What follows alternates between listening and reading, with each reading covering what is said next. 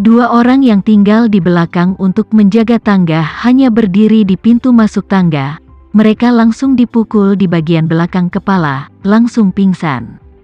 Empat lainnya tidak tahu apa-apa tentang apa yang terjadi di belakang mereka. Jadi mereka dibagi menjadi dua tim dan mulai mencari kamar di lantai 2 satu persatu. Tapi yang mengejutkan mereka adalah bahwa beberapa kamar tidur di lantai 2 saat ini kosong. Tidak ada seorang pun di sana. Pemimpin orang-orang dari ruang terakhir untuk keluar, dan dua lainnya bertemu, bertanya dengan suara rendah, "Kamu menemukan targetnya?" Pria itu menggelengkan kepalanya dan berkata, "Tidak ada seorang pun yang terlihat." Aneh, kepala pria itu mengerutkan kening. Mungkin orang-orang ada di ruang bawah tanah, cepat turun. Mengatakan bahwa dia memimpin dan bergegas ke tangga. Tepat ke tangga, dia melihat dua bayangan hitam. Dia tanpa sadar berkata, "Jangan berdiri di sini, pergi ke ruang bawah tanah." Kata-kata baru saja jatuh, dua bayangan hitam tiba-tiba menyerang. Pemimpin pria hanya merasakan bayangan yang goyah, dan kemudian dia kehilangan kesadaran. Hal berikutnya yang Anda tahu, bayangan hitam yang melakukannya padanya menyeretnya menuruni tangga. Tiga pria di belakang mereka tidak tahu apa yang terjadi di depan mereka, dan berpikir bahwa rekan setim mereka yang memimpin sudah turun. Ketika mereka bertiga turun dari tangga dan bergegas ke lantai 1, mereka melihat beberapa bayangan hitam berdiri di lantai pertama, dan mereka mengira mereka adalah orang-orang mereka sendiri, dan baru saja akan bertanya tentang situasi ketika lampu di seluruh lantai pertama tiba-tiba menyala. Ketiga pria itu tiba-tiba menemukan bahwa yang berdiri di depan mereka bukanlah saudara mereka, tapi 7 atau 8 pria misterius mengenakan seragam tempur hitam. Adapun 9 saudara mereka sekarang berbaring berjajar di lantai ruang tamu yang luas. Ketika ketiga pria itu melihat pemandangan ini, mereka hampir seketika pingsan karena ketakutan. Karena mereka tahu betul, gerombolan orang berpakaian hitam ini, karena mereka dapat langsung menyelesaikan 9 saudara mereka tanpa menunjukkan wajah mereka, ini membuktikan bahwa kekuatan gerombolan orang ini adalah sesuatu yang tidak bisa mereka bayangkan lagi. Ini juga berarti bahwa selanjutnya mereka bertiga tidak bisa lepas dari malapetaka.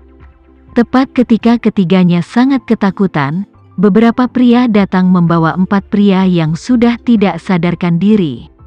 Dan salah satu dari mereka angkat bicara, "Panglima tertinggi, kami menemukan 4 pengemudi di 4 mobil, ditambah 2 wanita yang sudah tidak sadarkan diri dan bersembunyi di bagasi." Ketika ketiga pria itu melihat bahwa saudara laki-laki mereka di dalam mobil juga ditangkap, mereka segera menyadari bahwa mereka benar-benar ditanam kali ini. Pada saat itu, Yoshua, yang mengenakan seragam tempur hitam, dia berjalan ke arah ketiga pria itu dan bertanya dengan suara dingin, "Dari 12 dari kalian, siapa bosnya?" Ketiga orang itu terlalu takut untuk berbicara, dan pikiran mereka berpikir keras tentang bagaimana keluar dari situasi ini. Melihat ketiganya tidak berbicara, Yoshua segera mengulurkan tangannya dan mencekik leher pria di depan. Ibu jarinya menekan simpul tenggorokannya, dan dengan sedikit kekuatan, wajah pria itu merah karena kesakitan, tetapi dia tidak bisa mengeluarkan suara. Yoshua menatap pria itu dan berkata dengan suara dingin, "Jika kamu tidak memberitahuku, aku akan mematahkan lehermu. Ngomong-ngomong, jika kamu tidak memberitahuku, aku masih memiliki selusin orang untuk bertanya satu persatu. Seseorang akan memberitahuku." Mata pria itu terbelalak ketakutan dan dia berusaha mati-matian untuk mengangguk. Melihat ini, Yoshua melepaskan ibu jarinya, membiarkan pria lain itu akhirnya bernapas dengan normal. Segera setelah itu, pria itu buru-buru menunjuk ke seorang pria yang sudah tidak sadarkan diri di tanah dan berkata dengan terengah-engah, Dia bos kita." Yoshua segera mendorong pria itu ke tanah, dan kemudian mengambil langkah besar ke pemimpin yang tidak sadar di tanah, dan begitu dia menarik rambutnya, dia langsung menarik seluruh tubuhnya dari tanah.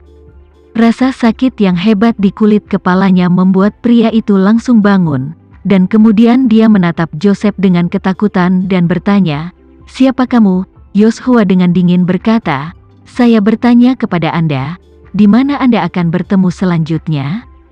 Pria itu ketakutan dan tidak berani mengeluarkan suara. Karena dia tahu betul bahwa jika dia mengatakannya, Andre pasti akan membunuhnya setelah dia tahu. Ketika Yoshua melihat bahwa dia diam, dia mengeluarkan belati dan menusukkannya melalui tulang rusuk kirinya tanpa berkedip. Pria itu tidak menyangka Yoshua akan datang dan langsung menusuknya dengan pisau. Luka itu segera memberinya hati yang menyakitkan. Rasa sakit yang kuat dari luka menyebar langsung ke organ dalam. Sebelum dia sempat berteriak, Yoshua berkata sambil tersenyum, "Jangan takut, aku belum menusukmu di bagian vital, dan Anda tidak akan kehilangan setetes darah dengan pisau ini. Kulit dan lemak subkutan Anda dapat menyerap kedua sisi mata pisau dengan sangat baik, jadi tidak ada setetes darah pun yang akan keluar." Ketika pihak lain mendengar ini, dia bahkan lebih ketakutan dan menjadi pucat. Yoshua kemudian melambai dengan tangannya yang lain ke pria di sampingnya, yang segera mengirim mikrosyringe. Jarum suntik itu panjangnya hanya 2 atau 3 cm, dengan panjang jarum sekitar 1 cm. Dan kapsul seperti tabung di belakangnya, yang berisi sekitar 1 ml cairan yang tidak diketahui.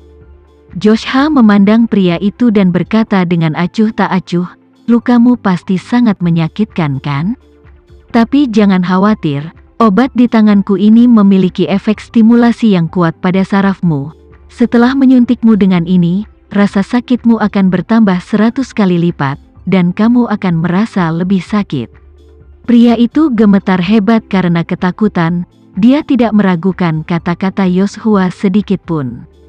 Karena dia pernah mendengar hal semacam ini sebelumnya, hanya saja itu adalah sesuatu yang digunakan oleh agen top, dan dia biasanya tidak memiliki akses ke sana.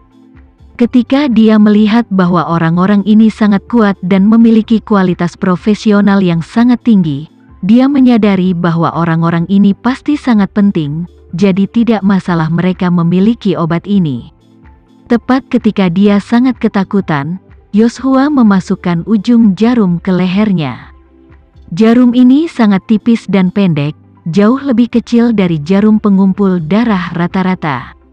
Dalam keadaan normal, jarum ini tidak akan terlalu menyakitkan, tapi dia merasa, setelah jarum ini dimasukkan, semacam rasa sakit yang hebat dari mata jarum ini dengan cepat menyebar, dan rasa sakit dan intensitasnya masih meningkat. Joseph berkata, "Ujung jarum mungkin memiliki sedikit cairan, jadi Anda seharusnya sudah merasakan sedikit, tapi itu hanya 1/1000 dari jumlah total obat. Anda bisa bayangkan, setelah saya menyuntikkan jarum ini ke tubuh Anda, apa yang akan Anda rasakan?" Saya katakan, "Lalu setiap kali Anda bernapas, rasanya seperti trakea tersedot ke dalam tumpukan pecahan kaca, sama menyakitkannya."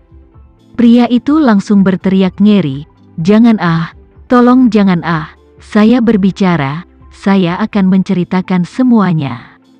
10 menit kemudian, beberapa mobil bisnis hitam berhenti di depan rumah Bibi Ratih. Selusin orang berpakaian hitam turun dan bergabung kembali dengan Yoshua di dalam ruangan. Kemudian orang-orang itu membawa selusin atau lebih anggota kelompok Italia yang tidak sadarkan diri ke dalam beberapa mobil masing-masing. Segera setelah itu, kedua gadis itu naik ke salah satu mobil bisnis di bawah pengawalan Yoshua. Selanjutnya, mobil bisnis ini, bersama dengan 4 mobil yang dikendarai oleh anggota grup Italia sebelumnya, meninggalkan rumah Bibi Ratih bersama-sama dan bersiul ke arah dermaga. Bibi Ratih, yang masih bingung, ditinggalkan di villa, ditemani oleh 3 tentara wanita dari Front Kataklismik.